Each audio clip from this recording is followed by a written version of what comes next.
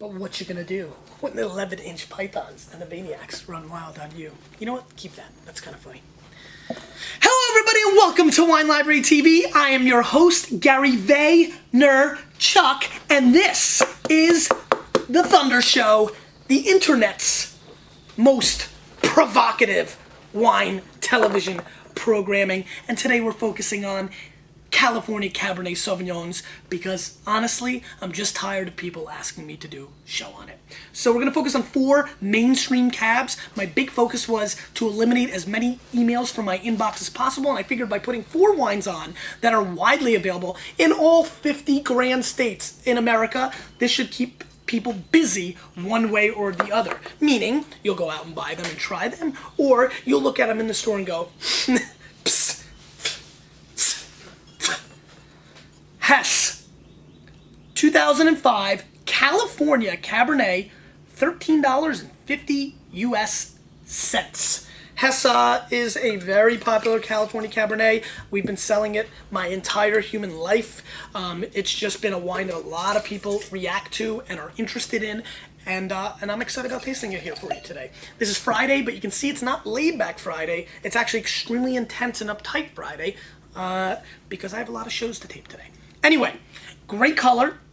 Nothing to be sad about on that end. Let's give this wine a little bit of a, Mott, say it with me, sniffy sniff.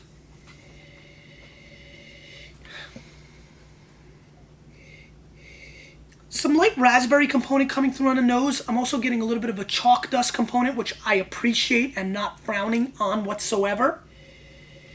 But limited. You know, both are subtle. I get a little bit of fake fruit jamminess coming through, so that concerns me a tad. Let's give this a little bit of a whirl.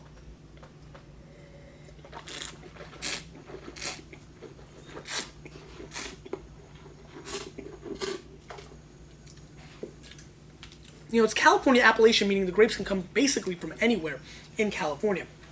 Downtown LA, check. So I'm really kind of excited because the fruit is kind of pure. It's not too bad whatsoever, really. A little greeniness, a little sour greenness, which I'm not enjoying. Actually, almost like a really sour apple component, which you don't really think about apples in red wines too often. I do get licorice, but the cheap kind, dollar store packets with expired dates. You know what I'm talking about.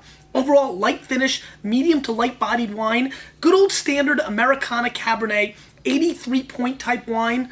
A wine that, you know, while I'm just, you know, what raced through my mind right now was it's time to give a huge shout out to Chris Stanisi Ford, maintaining Gary's scores. He's just done a great job. I mean, it's amazing. I mean, I don't know if you know this, Maniacs, but you want to link up here and collect Gary's scores. These is where all my scores of every wine, and it's maintained by a super Maniac. I think the guy who, he also says, I think he coined Maniac. Is that true? No. Anyway, Chris, thank you.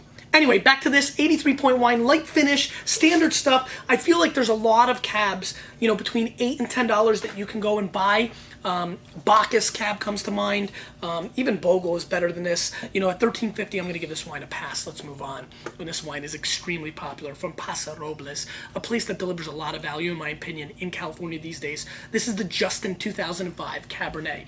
What I respect about Justin is that they've gotten pretty hot over the last 3 or 4 years, but they've maintained a very fair price. This wine is $19 US. Big ups to Keyshawn Johnson. Doing a good job on ESPN, Keyshawn. We knew you could talk, but you're pretty articulate. I like it. I'm a big fan of Keyshawn. Keyshawn, I like you. Just give him the damn wine, Mott. Just give him the damn wine. That's my book coming out in stores this May. Look for it. Anyway, beautiful, beautiful dark color. I'm enjoying that. Let's give this wine a little bit of a sniffy sniff. And this has some character to it. This has a lot more going on in the nose. I'm really enjoying the bacon fat component that's coming through very subtly underneath a very ripe black and raspberry kind of component. Beautiful integration of vanilla extract kind of on the nose, which I'm enjoying. Just pretty floral flavors as well. This is a nice wine. A little potpourri action of fun in your nose, and who can complain about that? Let's give it a whirl.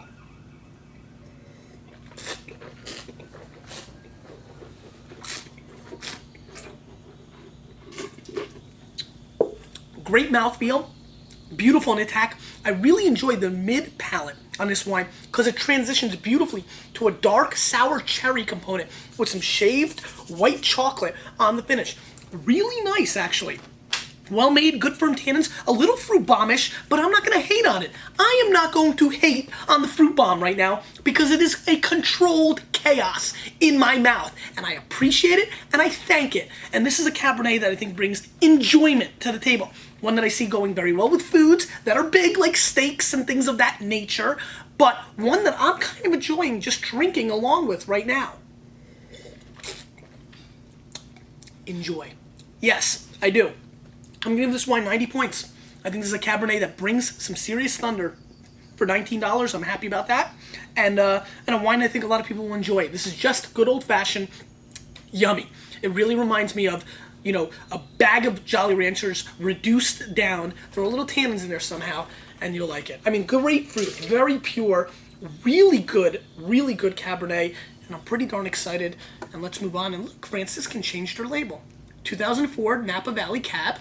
This wine is 19 bones. You may remember last year's I kind of panned. So let's see if the 04 came to the table and brought any kind of thunder. Justin was good. Let's give this a whirl. That was good. Let's give it a little bit of a sniffy sniff.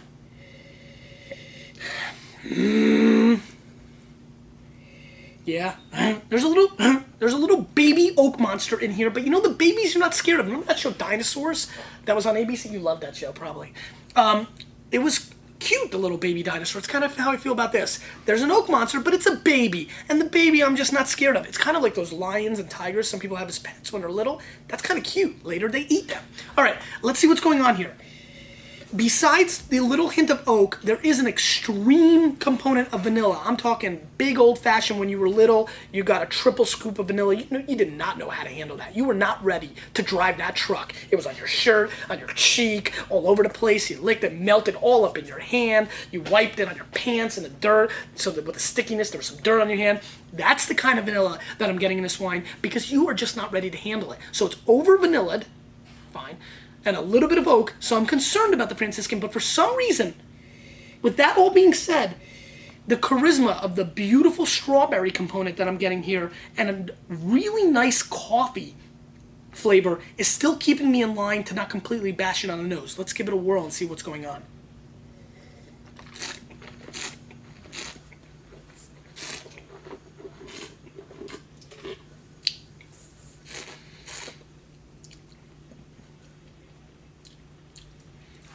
The vegetables kicked in and got me a little bit excited.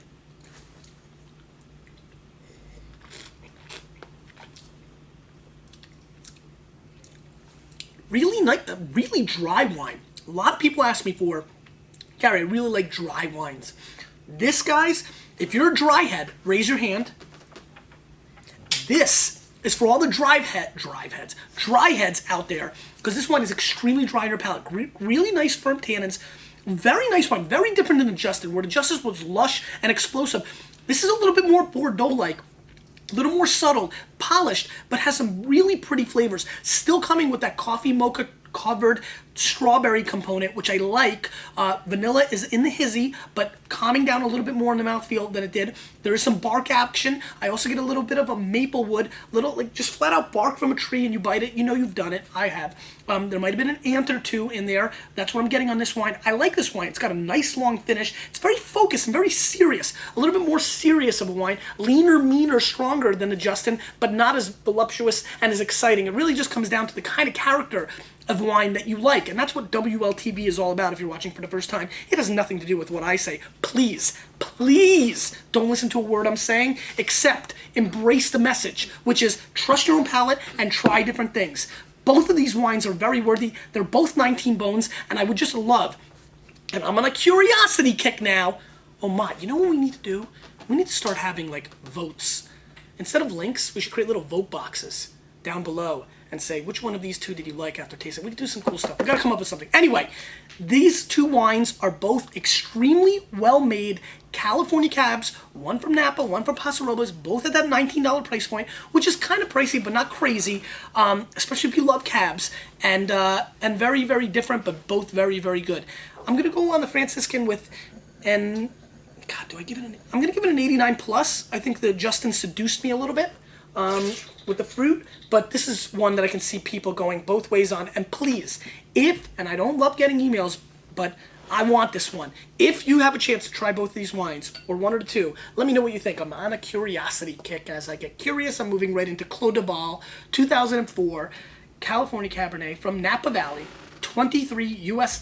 Clos de Bal is a legendary old school, I'm talking Run DMC action, California Cabernet producer. It's been long respected for a long time. For a very long time, it's been respected. Reminds me of you, Mont. Let's give us a little bit of a sniffy sniff. Now, what's cool about this wine is that it's 82% cab. By law, it has to be over 75%. So it could be 75% cab and 25% nail polish, and then you can call it Cabernet. Don't be scared, but it's the truth. Now, 8% Cab Franc, 8% Merlot, 2% Petit Verdot. Throw it up for PV. You know I'm down with PV, and that makes me excited about this one. Let's give it a good sniff. Very elegant in comparison to the last three wines. A little bit more polished. Smells like clouds. But you know, I almost get like a cigarette butt component on this, which is a little weird. But what are you gonna do? There's also a little bit of like a mothball component on the nose, so it's a very awkward nose, rounded out by half-ass raspberries, the kind you buy in A&P in comparison to Whole Foods. Let's give this a whirl. Cool.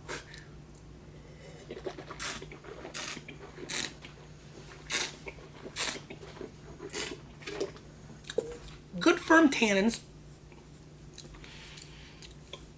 some greenness, almost like a cabbage-esque feeling, dry, focused. Let me get in here. As you can see, I'm a little bit.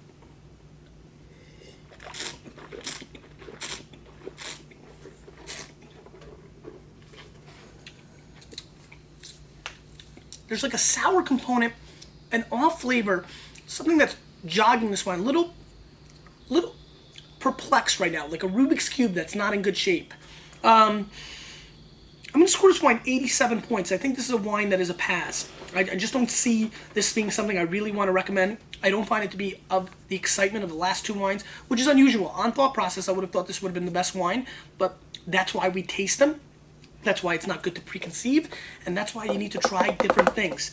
All in all, not too bad. Really good showing in general. I mean, I don't get super enthusiastic about California Cabernets in this price point, but the Justin Franciscan really held up their end. Clos de Bal's not bad. There's a lot of other things I'd rather drink. Or there are a lot of wines from the Rhone or Southwest France or other places in the world that may rival or beat these in price-value ratio, QPR, quality price ratio. Absolutely. That being said, there's nothing like a good old-fashioned Americana Cabernet sometimes, and I think we found two good ones under 20 bucks, so I'm pretty excited about that. Question of the day. Mott, he's a Yenta. He wants to know, what are you doing this weekend? Because, guys, I gotta thank you. You, with a little bit of me, we're changing the wine world.